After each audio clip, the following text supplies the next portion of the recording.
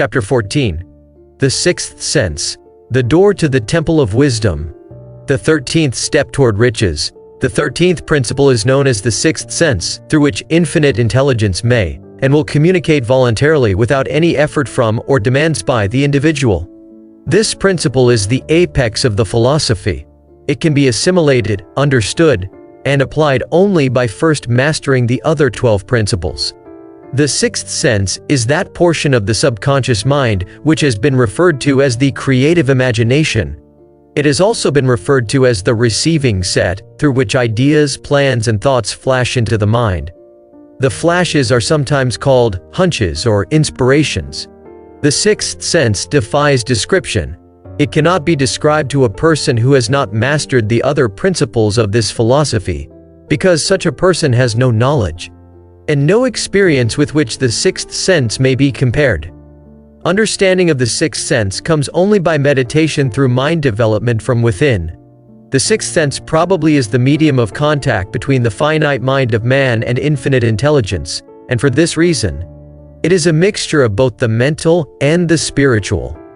It is believed to be the point at which the mind of man contacts the universal mind. After you have mastered the principles described in this book, you will be prepared to accept as truth a statement which may, otherwise, be incredible to you, namely, through the aid of the sixth sense, you will be warned of impending dangers in time to avoid them, and notified of opportunities in time to embrace them. There comes to your aid, and to do your bidding, with the development of the sixth sense, a guardian angel, who will open to you at all times the door to the temple of wisdom. Whether or not this is a statement of truth, you will never know, except by following the instructions described in the pages of this book, or some similar method of procedure. The author is not a believer in, nor an advocate of miracles, for the reason that he has enough knowledge of nature to understand that nature never deviates from her established laws. Some of her laws are so incomprehensible that they produce what appear to be miracles. The sixth sense comes as near to being a miracle as anything I have ever experienced, and it appears so only because I do not understand the method by which this principle is operated. This much the author does know, that there is a power or a first cause or an intelligence which permeates every atom of matter and embraces every unit of energy perceptible to man, that this infinite intelligence converts acorns into oak trees, causes water to flow downhill in response to the law of gravity, follows night with day, and winter with summer, each maintaining its proper place and relationship to the other. This intelligence may, through the principles of this philosophy, be induced to aid in transmuting desires into concrete or material form. The author has this knowledge because he has experimented with it and has experienced it. Step by step, through the preceding chapters, you have been led to this, the last principle. If you have mastered each of the preceding principles, you are now prepared to accept, without being skeptical, the stupendous claims made here. If you have not mastered the other principles, you must do so before you may determine, definitely, whether or not the claims made in this chapter are fact or fiction. While I was passing through the age of hero worship, I found myself trying to imitate those whom I most admired. Moreover, I discovered that the element of faith, with which I endeavored to imitate my idols, gave me great capacity to do so quite successfully. I have never entirely divested myself of this habit of hero worship, although I have passed the age commonly given over to such.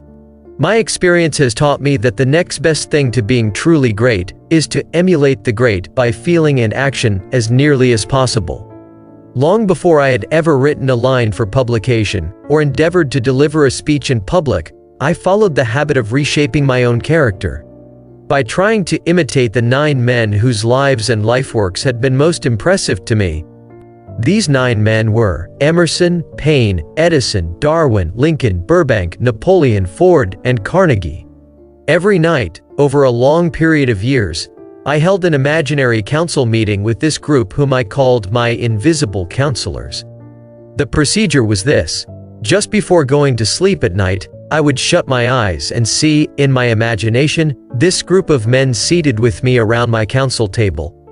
Here I had not only an opportunity to sit among those whom I considered to be great, but I actually dominated the group, by serving as the chairman. I had a very definite purpose in indulging my imagination through these nightly meetings. My purpose was to rebuild my own character, so it would represent a composite of the characters of my imaginary counselors. Realizing, as I did, early in life, that I had to overcome the handicap of birth in an environment of ignorance and superstition, I deliberately assigned myself the task of voluntary rebirth through the method here described. Building character through auto-suggestion. Being an earnest student of psychology, I knew, of course, that all men have become what they are, because of their dominating thoughts and desires. I knew that every deeply seated desire has the effect of causing one to seek outward expression through which that desire may be transmuted into reality. I knew that self-suggestion is a powerful factor in building character, that it is, in fact, the sole principle through which character is builded. With this knowledge of the principles of mind operation, I was fairly well armed with the equipment needed in rebuilding my character. In these imaginary council meetings, I called on my cabinet members for the knowledge I wished each to contribute, addressing myself to each member in audible words as follows. Mr. Emerson, I desire to acquire from you the marvelous understanding of nature which distinguished your life. I ask that you make an impress upon my subconscious mind, of whatever qualities you possessed, which enabled you to understand and adapt yourself to the laws of nature. I ask that you assist me in reaching and drawing upon whatever sources of knowledge are available to this end. Mr. Burbank, I request that you pass on to me the knowledge which enabled you to so harmonize the laws of nature that you caused the cactus to shed its thorns and become an edible food. Give me access to the knowledge which enabled you to make 2 blades of grass grow where but one grew before, and helped you to blend the coloring of the flowers with more splendor and harmony, for you, alone, have successfully gilded the lily. Napoleon, I desire to acquire from you, by emulation, the marvelous ability you possessed to inspire men, and to arouse them to greater and more determined spirit of action. Also to acquire the spirit of enduring faith, which enabled you to turn defeat into victory, and to surmount staggering obstacles. Emperor of fate, king of chance, man of destiny, I salute you. Mr. Payne, I desire to acquire from you the freedom of thought and the courage and clarity with which to express convictions, which so distinguished you. Mr. Darwin, I wish to acquire from you the marvelous patience and ability to study cause and effect, without bias or prejudice, so exemplified by you in the field of natural science. Mr. Lincoln, I desire to build into my own character the keen sense of justice, the untiring spirit of patience, the sense of humor, the human understanding, and the tolerance, which were your distinguishing characteristics. Mr. Carnegie, I am already indebted to you for my choice of a life work, which has brought me great happiness and peace of mind. I wish to acquire a thorough understanding of the principles of organized effort, which you used so effectively in the building of a great industrial enterprise. Mr. Ford, you have been among the most helpful of the men who have supplied much of the material essential to my work. I wish to acquire your spirit of persistence, the determination, poise, and self-confidence which have enabled you to master poverty, organize, unify, and simplify human effort, so I may help others to follow in your footsteps. Mr. Edison, I have seated you nearest to me at my right, because of the personal cooperation you have given me during my research into the causes of success and failure. I wish to acquire from you the marvelous spirit of faith, with which you have uncovered so many of nature's secrets, the spirit of unremitting toil with which you have so often wrested victory from defeat. My method of addressing the members of the imaginary cabinet would vary, according to the traits of character in which I was, for the moment, most interested in acquiring. I studied the records of their lives with painstaking care. After some months of this nightly procedure, I was astounded by the discovery that these imaginary figures became apparently real. Each of these 9 men developed individual characteristics, which surprised me. For example, Lincoln developed the habit of always being late, then walking around in solemn parade. When he came, he walked very slowly with his hands clasped behind him, and once in a while he would stop as he passed, and rest his hand momentarily upon my shoulder. He always wore an expression of seriousness upon his face. Rarely did I see him smile. The cares of a sundered nation made him grave. That was not true of the others. Burbank and Paine often indulged in witty repartee, which seemed, at times, to shock the other members of the cabinet. One night, Paine suggested that I prepare a lecture on the age of reason, and deliver it from the pulpit of a church which I formerly attended. Many around the table laughed heartily at the suggestion. Not Napoleon. He drew his mouth down at the corners and groaned so loudly that all turned and looked at him with amazement. To him the church was but a pawn of the state, not to be reformed, but to be used as a convenient inciter to mass activity by the people. On one occasion Burbank was late. When he came, he was excited with enthusiasm, and explained that he had been late because of an experiment he was making, through which he hoped to be able to grow apples on any sort of tree. Paine chided him by reminding him that it was an apple which started all the trouble between man and woman. Darwin chuckled heartily as he suggested that Paine should watch out for little serpents when he went into the forest to gather apples, as they had the habit of growing into big snakes. Emerson observed, "No serpents, no apples," and Napoleon remarked, "No apples, no state." Lincoln developed the habit of always being the last one to leave the table after each meeting. On one occasion he leaned across the end of the table, his arms folded, and remained in that position for many minutes. I made no attempt to disturb him. Finally he lifted his head slowly, got up and walked to the door, then turned around, came back, and laid his hand on my shoulder and said, "My boy, you will need much courage if you remain steadfast in carrying out your purpose in life. But remember, when difficulties overtake you, the common people have common sense. Adversity will develop it." One evening Edison arrived ahead of all the others. He walked over and seated himself at my left where Emerson was accustomed to sit and said, "You are destined to witness the discovery of the secret of life. When the time comes, you will observe that life consists of great swarms of energy, or entities, each as intelligent as human beings think themselves to be. These units of life group together like hives of bees, and remain together until they disintegrate, through lack of harmony. These units have differences of opinion, the same as human beings, and often fight among themselves. These meetings which you are conducting will be very helpful to you. They will bring to your rescue some of the same units of life which served the members of your cabinet during their lives. These units are eternal. They never die. Your own thoughts and desires serve as the magnet which attracts units of life from the great ocean of life out there. Only the friendly units are attracted, the ones which harmonize with the nature of your desires." The other members of the cabinet began to enter the room. Edison got up and slowly walked around to his own seat. Edison was still living when this happened. It impressed me so greatly that I went to see him and told him about the experience. He smiled broadly and said, "Your dream was more reality than you may imagine it to have been." He added no further explanation to his statement. These meetings became so realistic that I became fearful of their consequences and discontinued them for several months. The experiences were so uncanny, I was afraid if I continued them I would lose sight of the fact that the meetings were purely experiences of my imagination. Some 6 months after I had discontinued the practice I was awakened one night, or thought I was, when I saw Lincoln standing at my bedside.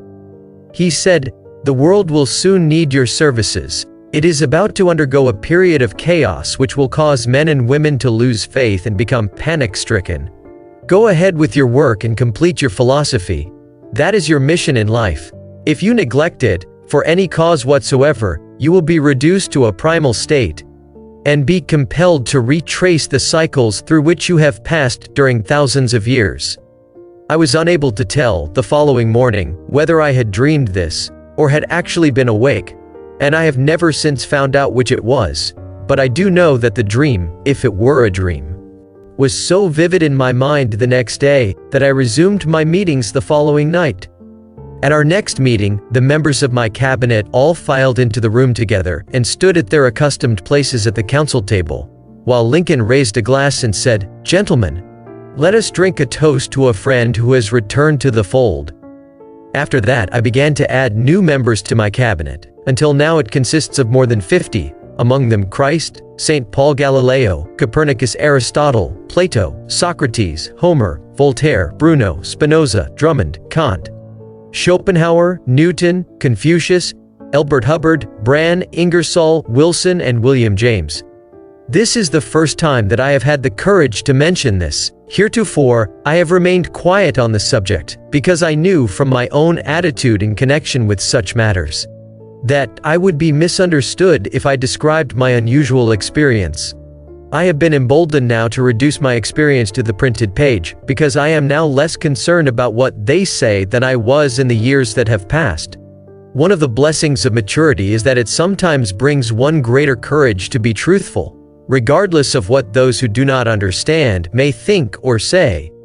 Lest I be misunderstood, I wish here to state most emphatically that I still regard my cabinet meetings as being purely imaginary, but I feel entitled to suggest that, while the members of my cabinet may be purely fictional, and the meetings existent only in my own imagination, they have led me into glorious paths of adventure, rekindled an appreciation of true greatness, encouraged creative endeavor, and emboldened the expression of honest thought. Somewhere in the cell structure of the brain is located an organ which receives vibrations of thought ordinarily called hunches. So far, science has not discovered where this organ of the sixth sense is located, but this is not important. The fact remains that human beings do receive accurate knowledge through sources other than the physical senses. Such knowledge, generally, is received when the mind is under the influence of extraordinary stimulation. Any emergency which arouses the emotions and causes the heart to beat more rapidly than normal may, and generally does, bring the sixth sense into action. Anyone who has experienced a near accident while driving knows that on such occasions, the sixth sense often comes to one's rescue and aids, by split seconds, in avoiding the accident. These facts are mentioned preliminary to a statement of fact which I shall now make, namely that during my meetings with the invisible counselors, I find my mind most receptive to ideas, thoughts, and knowledge which reach me through the sixth sense. I can truthfully say that I owe entirely to my invisible counselors full credit for such ideas, facts, or knowledge as I received through inspiration. On scores of occasions, when I have faced emergencies, some of them so grave that my life was in jeopardy, I have been miraculously guided past these difficulties through the influence of my invisible counselors. My original purpose in conducting council meetings with imaginary beings was solely that of impressing my own subconscious mind through the principle of autosuggestion, with certain characteristics which I desired to acquire. In more recent years, my experimentation has taken on an entirely different trend. I now go to my imaginary counselors with every difficult problem which confronts me and my clients. The results are often astonishing, although I do not depend entirely on this form of counsel. You of course have recognized that this chapter covers a subject with which a majority of people are not familiar. The sixth sense is a subject that will be of great interest and benefit to the person whose aim is to accumulate vast wealth, but it need not claim the attention of those whose desires are more modest. Henry Ford undoubtedly understands and makes practical use of the sixth sense. His vast business and financial operations make it necessary for him to understand and use this principle. The late Thomas A. Edison understood and used the sixth sense in connection with the development of inventions, especially those involving basic patents, in connection with which he had no human experience and no accumulated knowledge to guide him, as was the case while he was working on the talking machine and the moving picture machine. Nearly all great leaders such as Napoleon, Bismarck, Joan of Arc, Christ, Buddha, Confucius, and Muhammad understood and probably made use of the sixth sense almost continuously. The major portion of their greatness consisted of their knowledge of this principle. The sixth sense is not something that one can take off and put on at will. Ability to use this great power comes slowly, through application of the other principles outlined in this book. Seldom does any individual come into workable knowledge of the sixth sense before the age of 40. More often the knowledge is not available until one is well past 50, and this for the reason that the spiritual forces, with which the sixth sense is so closely related, do not mature and become usable except through years of meditation, self-examination, and serious thought. No matter who you are, or what may have been your purpose in reading this book, You can profit by it without understanding the principle described in this chapter. This is especially true if your major purpose is that of accumulation of money or other material things. The chapter on the sixth sense was included because the book is designed for the purpose of presenting a complete philosophy by which individuals may unerringly guide themselves in attaining whatever they ask of life. The starting point of all achievement is desire. The finishing point is that brand of knowledge which leads to understanding. Understanding of self, understanding of others, understanding of the laws of nature, recognition and understanding of happiness. This sort of understanding comes in its fullness only through familiarity with and use of the principle of the sixth sense, hence that principle had to be included as a part of this philosophy. For the benefit of those who demand more than money. Having read the chapter, you must have observed that while reading it, you were lifted to a high level of mental stimulation. Splendid. Come back to this again a month from now, read it once more, and observe that your mind will soar to a still higher level of stimulation. Repeat this experience from time to time, giving no concern as to how much or how little you learn at the time, and eventually you will find yourself in possession of a power that will enable you to throw off discouragement, master fear, overcome procrastination, and draw freely upon your imagination. Then you will have felt the touch of that unknown something, which has been the moving spirit of every truly great thinker, leader, artist, musician, writer, statesman. Then you will be in position to transmute your desires into their physical or financial counterpart, as easily as you may lie down and quit at the first sign of opposition. Faith versus fear. Previous chapters have described how to develop faith through autosuggestion, desire, and the subconscious. The next chapter presents detailed instructions for the mastery of fear.